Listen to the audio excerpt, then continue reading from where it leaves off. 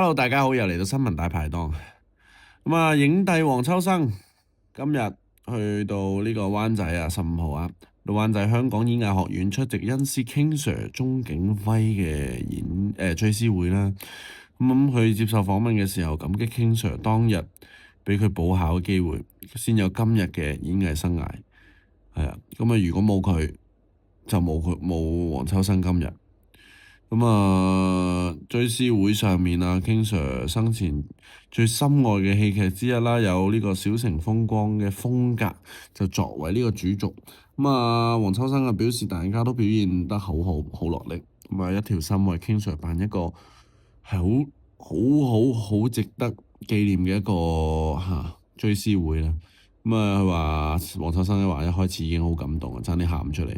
我哋一齊睇睇新聞詳細內容，睇下 King Sir 個追思會有啲咩細節。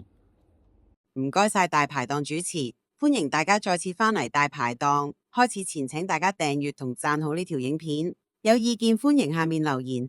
今日同大家講單新聞，就係戲劇泰斗鍾景輝嘅追思會，昨日喺灣仔香港演藝學院舉行，影帝黃秋生都有出席。佢接受訪問嗰陣，感激當日給予佢補考機會。如果唔係就冇佢今日嘅演藝生涯。秋生話：如果冇佢，我諗我冇今日。呢份師徒情誼真係令人動容。先同大家講下追思會嘅情況。追思會以鍾景輝生前最深愛嘅戲劇之一《小城風光》嘅風格作為主軸，場面莊嚴而溫馨。黃秋生話：大家都表演得好落力，一條心為辦紀念會。佢一開始已經好感動，爭啲喊出嚟。佢坦言：冇錯，佢真係我恩人。如果冇佢，我係冇今日，完全唔會存在。雖然後期因為佢太百厭，好少理會佢，但佢深知對方一直好睇重同痛愛自己。我整個演藝生命都係佢俾嘅。秋生仲分享咗當年差點未能順利畢業嘅臭事。佢話當時鍾景輝堅持一科唔及格都唔可以畢業，而佢偏偏有一科冇去考。幸獲給予1星期時間溫書補考，秋生自然平時唔上堂，唯有向全班最強力嘅張達明借來如字典般厚嘅手寫筆記苦讀。但補考當日，秘書派發試卷，秋生一睇，成張試卷竟然得1頁紙，內容正正係佢讀得最熟嘅第1頁。最終佢僅花5分鐘就做完，仲拎埋100分畢業。佢笑言，事後仲問佢係咪出貓，但佢解釋自己讀咗成個星期都係第1頁。秋生有憶述，佢哋當年搞學生會，沉默咗3分幾鐘，然後話你哋中意點就點啦。秋生解釋，當時因為學校學生人數極少，認為根本無需大費周章成立學生會，但最終都妥協。秋生笑言，如今呢句中意點就點啦，成為咗佢嘅做人態度。佢又話 King Sir 最喜歡嘅名劇《風流劍客》就係由佢演出，呢個已經係對佢最大嘅鼓勵。呢件事喺網上引來極大迴響，大量網民都覺得好感動。有網民話 King Sir 真係一個偉大嘅教育家，對學生嘅愛係無私嘅。亦有網民話黃秋生講到嗰陣，真係感受到佢嘅敬意同感激。鍾景輝堅持一科唔及格都唔可以畢業，呢種嚴謹真係令人敬佩。有網民就感慨師徒情誼一生受用，佢嘅影響力真係好深遠。當然都有網民話希望 King Sir 安息，佢對香港戲劇界嘅貢獻會永遠被記住。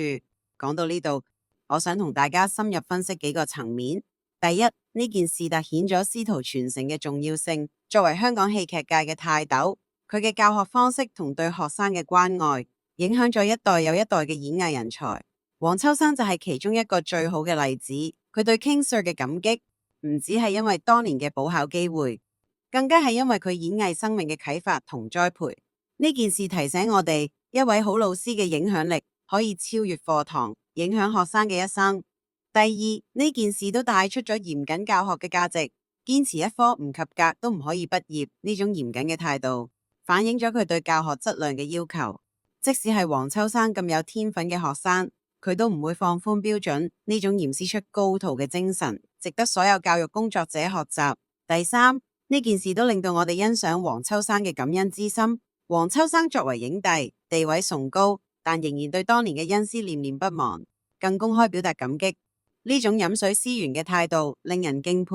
佢分享嘅補考故事，更加展現咗佢幽默同真誠嘅一面。第四，呢件事都帶出咗生命教育嘅信息。